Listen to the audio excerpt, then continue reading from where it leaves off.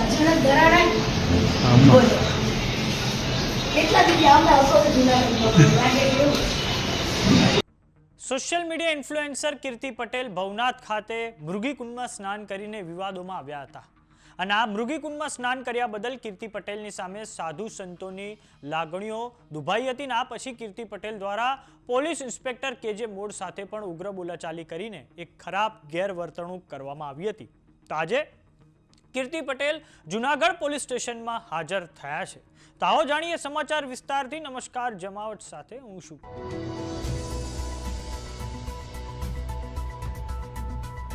Social media influencer કીર્તિ પટેલ આજે Junagadh police સ્ટેશનમાં હાજર થયા છે.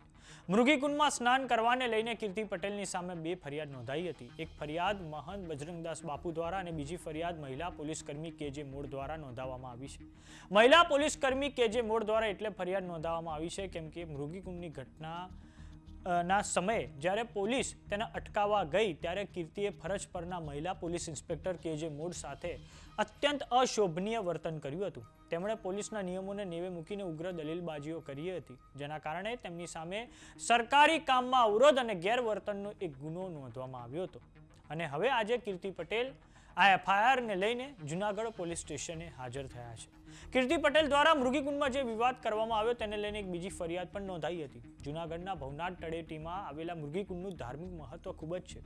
પરંપરાગત રીતે મહાશિવરાત્રિની શાહી રજવાડીના રવાના સમયે આ કુંડમાં માત્ર સાધુ સંતો જ સ્નાન કરી શકે છે. તેમ છતાં કીર્તિ પટેલ આ પરંપરાનું ઉલ્લંઘન કરી સાધુઓ સાથે કુંડમાં સ્નાન કર્યું હતું અને તેનો વિડીયો સોશિયલ મીડિયા પર ખૂબ વાયરલ કર્યો હતો. અને આ ઘટનાથી સાધુ સમાજમાં ભારે રોષ ફેલાયો હતો અને પ્રભાસ પાટણના બજરંગદાસ બાપુએ ધાર્મિક લાગણી દુભાવવા બદલ ભવનાથ પોલીસ સ્ટેશનમાં ફરિયાદ નોંધાવી હતી.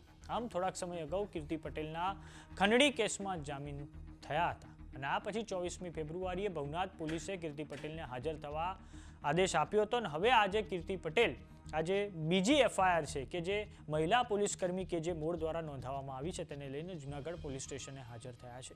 કીર્તિ પટેલની સામે છેલ્લા ખૂબ ટૂંકા ગાળામાં 3 એફઆઈઆર નોંધાઈ હતી અને આ પછી જૂનાગઢની પોલીસ દ્વારા કીર્તિ પટેલની ઉદયપુરથી ધરપકડ કરવામાં આવી હતી. ત્યારબાદ કોર્ટે તેમને 1 દિવસના રિમાન્ડ પણ મંજૂર કર્યા હતા અને આ પછી કોર્ટે તેમને જામીન આપી દીધા છે. વાત કરીએ કીર્તિ પટેલની તો તેઓ સુરેન્દ્રનગરના વતની છે. તેમણે ફેશન ડિઝાઇનરનો કોર્સ કર્યો છે અને ત્યારબાદ તેઓ કોમેડી વિડીયો બનાવીને યુટ્યુબ અને ટિકટોકમાં ઝંપલાવ્યું હતું અને તેઓ અવારનવાર પોતાના ઇન્સ્ટાગ્રામ, ફેસબુક પર એવા વિડીયો બનાવે છે જેના કારણે તેઓ સતત વિવાદોમાં રહે છે. આ અગાઉ તેમણે નીતિન જાની, ખજૂરભાઈ, કાજલ મહેરિયા, દેવાયત ખવડ, બ્રિજરાન ગઢવી, સાગર પટેલ, ભારતી બાપુ, પદ્મિની બા વાળા, રાજદીપસિંહ રીબડા સહિતના ગુજરાતના અનેક જાણીતા જે ચહેરાઓ છે તેમને ટાર્ગેટ કર્યા છે. તો સમાચારોમાં અત્યારે બસ આટલું. જોતા રહો જમાવટ.